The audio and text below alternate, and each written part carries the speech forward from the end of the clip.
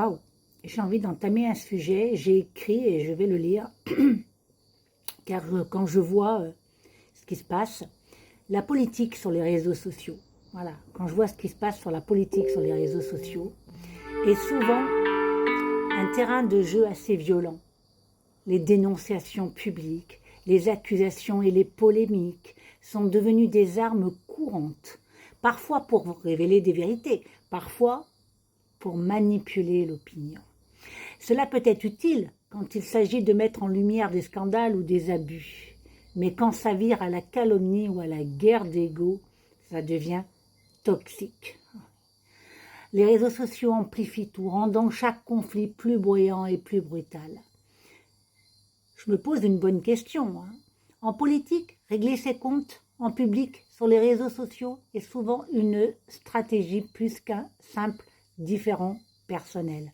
Il y a plusieurs raisons à ça. J'ai noté influencer l'opinion publique, comme je vous ai dit plus haut. Beaucoup de politiciens utilisent les réseaux pour mobiliser leur soutien, décrédibiliser un adversaire ou créer un scandale qui servira sa cause. Créer du buzz médiatique, une attaque publique attire l'attention des médias et du grand public, ce qui peut donner plus d'impact à un message qu'un simple coup de téléphone privé. Démontrer de la transparence, je sais pas moi c'est ce que je vois sur la Guadeloupe.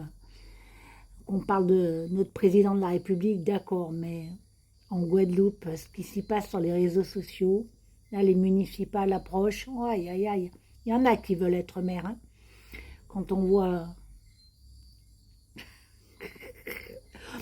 Certains préfèrent exposer les conflits au grand jour pour montrer qu'ils n'ont rien à cacher ou pour dénoncer des pratiques qu'ils jugent inacceptables.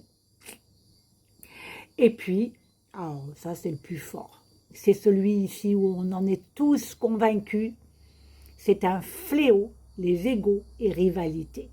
C'est ce que je vous disais. Parfois, c'est simplement une question d'ego. Les réseaux sociaux offrent une scène où chacun peut avoir le dernier mot, quitte à rendre le débat stérile. C'est une tendance qui s'est amplifiée avec l'immédiatité et la viralité des réseaux.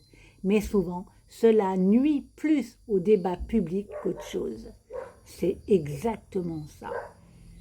Est-ce que ça m'exaspère en ce moment? Mais carrément. Mais carrément. Il y a tellement des années que j'ai fait ça, que là aujourd'hui, d'utiliser cette méthode rondondon, d'accuser un adversaire, eh ben non, voilà.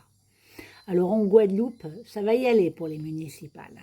Il y en a qui ont les dents longues, très longues, et moi je me marre. C'est dit. Bye bye.